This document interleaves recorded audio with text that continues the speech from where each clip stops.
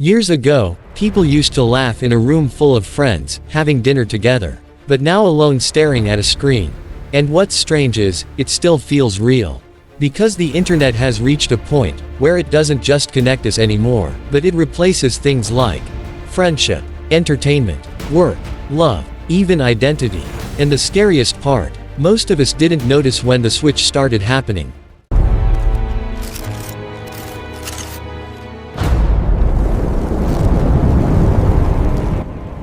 There was a time when the internet was just a tool. You went online for a reason. To search something, to send an email, to maybe chat for a bit. Then you logged off, and went back to your life. But slowly, without any big announcement, that changed. The internet stopped being a place you visit, and became a place you live in. Think about your day. You wake up, first thing, your phone. Before your feet even touch the ground, your mind is already online. Notifications, messages, feeds. You check what happened overnight. Not in your house, not in your neighborhood, but across the world. And just like that, your day begins somewhere else. Here's the truth most people don't realize. Your attention is your reality. Where you focus becomes your life. And today, most of that attention is captured by platforms designed to keep you there. Endless scrolling, auto-playing videos, personalized recommendations. Every swipe is engineered, not randomly, but carefully, to make sure you stay just a little longer. And a little longer becomes hours. Hours become habit. Habit becomes lifestyle. And lifestyle becomes identity. You don't just use the internet anymore. You exist inside it. We are more connected than ever. Yet loneliness is rising globally. That sounds like a contradiction, but it's not. Because connection and presence are not the same thing. You can have thousands of followers, and still have no one to call you at 2 a.m. You can get hundreds of likes, and still feel invisible. Why? Because digital interaction often replaces real human depth. A message replaces a conversation. A reaction replaces emotion. A story replaces shared experience. It's faster, easier, always available. But something is missing. The pauses, the eye contact, the silence that means something. And slowly, we forget what that feels like. There was a time when boredom led to creativity. Now, boredom leads to scrolling. Waiting in a line, scroll. Eating alone, scroll. Even sitting with friends, sometimes, scroll. We don't sit with our thoughts anymore.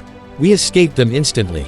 The internet gives us constant stimulation, but at a cost. Because when everything is entertaining, nothing feels meaningful. Moments that used to be special now compete with thousands of other moments online. And often, they lose. Who are you when no one is watching? Now compare that to who are you online? For many people, those two versions are different.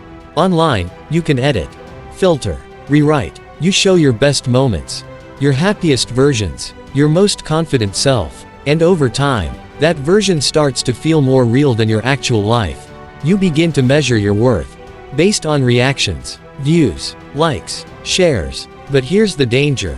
When your identity depends on the internet, you start living for it, instead of living your life. Even work has changed. Remote jobs, online businesses, content creation. Entire careers now exist purely on the internet. And that's not a bad thing. It has created opportunities that never existed before. But it also blurs boundaries. When your workplace is your phone, when your income depends on engagement, when your success is measured in clicks, it becomes hard to disconnect. There's no off switch anymore. And life starts feeling like one continuous online session. Relationships have changed too. Dating apps, online friendships, virtual communication. You can meet someone across the world without ever leaving your room. That's powerful, but also complicated, because choice becomes endless. And when options are endless, commitment becomes harder. People become profiles, conversations become temporary, and connections become replaceable. It's easier to move on, but harder to truly connect. There's a reason it feels hard to look away. The internet taps into basic human psychology. Dopamine, the chemical linked to reward. Every notification, every like, every new piece of content triggers a small release. Your brain learns this pattern and starts craving it. That's why you check your phone without thinking. Why you open apps automatically. Why just 5 minutes becomes an hour. It's not weakness, it's design. The internet gives us a lot, but it also quietly takes things away.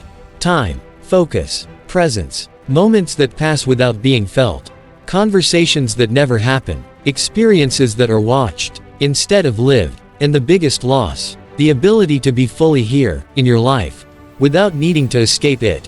The internet isn't evil, it's one of the most powerful tools ever created. It connects, educates, empowers, but it was never meant to replace reality. Only support it, and somewhere along the way, that line started to blur. So maybe the question isn't, is the internet replacing real life? Maybe the real question is, at what point did we stop noticing that we were slowly leaving our real life behind? If this story gave you chills, hit like, comment your theory, and subscribe to Zyro TV. Because the next mystery might be even darker.